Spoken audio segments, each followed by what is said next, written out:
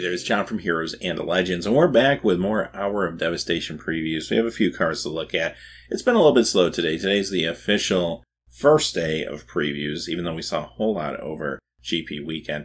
Now, a lot of what we've seen today is recapping what they showed us during the Las Vegas GP.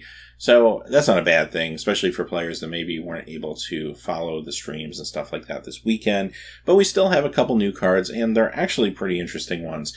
Quickly before we get started, though, if you check out the description below, you'll find a couple ways to help support the channel, one of which is our Amazon affiliate store. If you make any purchases there, a small percentage will come back to help us out. Secondly, you'll also find our Patreon page below as well. Both are always appreciated. Having said that, let's get into the new information for the day. And we got to look at these three cards here, which we did see last week. However, we saw them in the promo version. So I just quickly wanted to show you the actual Hour of Devastation versions of these cards. This is a Braid, Wildfire Eternal, and Ramanap Excavator. So I talked about those in a previous video. I won't go over everything again now, but if you are interested in my thoughts, definitely check out the playlist for that. And now let's go on to the new stuff. We'll begin with Oketra's Last Mercy. 2 white and 1, it's a sorcery rare. Your life total becomes equal to your starting life total. Lands you control don't untap during your next untap step. I'm actually pretty excited about this card. If for no other reason, it's an indication that we're actually getting a whole cycle of these. And I really like this concept. Cheap spells, maybe sometimes a significant drawback, however, but I'm always on board for cheap spells. Now, we saw the card last week that was 2 black and 1. It was a board sweep with the same drawback.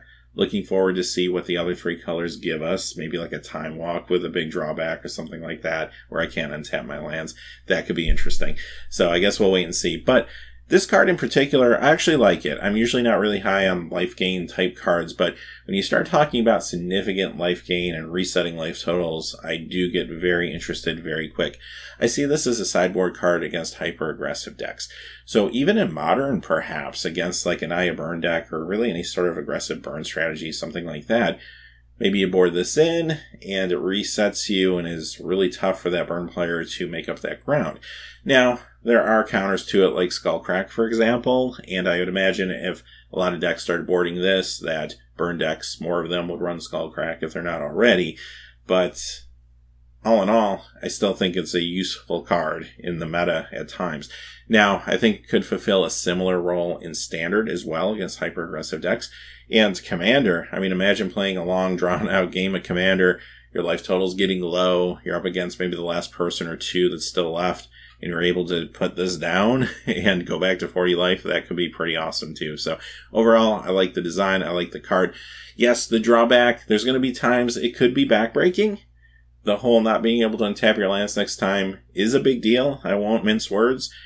But hopefully you're not playing the center in 3. If you're playing on the center in 3, you probably already lost the game because you hopefully won't need this until maybe at least turn 6 or 7 or something like that. And if that's the case, hopefully you'll have extra mana so that you can keep some aside for your next turn and maybe still play something. If you stumble on mana, though, it could be an issue for you. But overall, the drawback, yes, at times can be really bad, but at times it won't be as consequential. Next we have Pride Sovereign. This is a green and 2. It's a cat 2/2 rare. And this will get +1/+1 for each other cat you control. Now you can pay 1 and tap and exert this to create 2 1/1 white cat creature tokens with lifelink. Now typically I'm not really high on 2/2s for 3, but there's at least potential that this card could come in bigger. And even if it doesn't, it has the ability to kind of make its own fate by the next turn and make itself a larger creature, even though it will be tapped for a couple turns. But it's giving you some cat tokens, which, if there's a lot of support for cats in this set, who knows? The sky's the limit, right? We just don't know what else is in the set at this point, so it's a little early to call.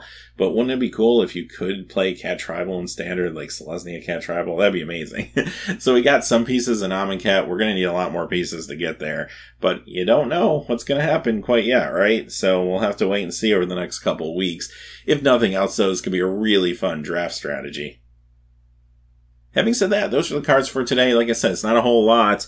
Things have been mostly recapping from the weekend.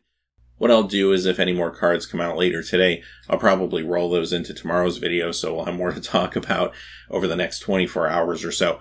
But until then, hey, thanks for watching. Please remember to like and subscribe, and have a great day. Hey, thanks for watching. This video is made possible by the generous support of viewers like you on Patreon. Check out the description below for links to our Patreon page as well as our Amazon affiliate store, where a small percentage of all sales will also help support the channel. Finally, if you haven't had a chance yet to subscribe, hit that subscribe button so you don't miss any new videos on Heroes and Legends. Talk to you again soon, and have a great day.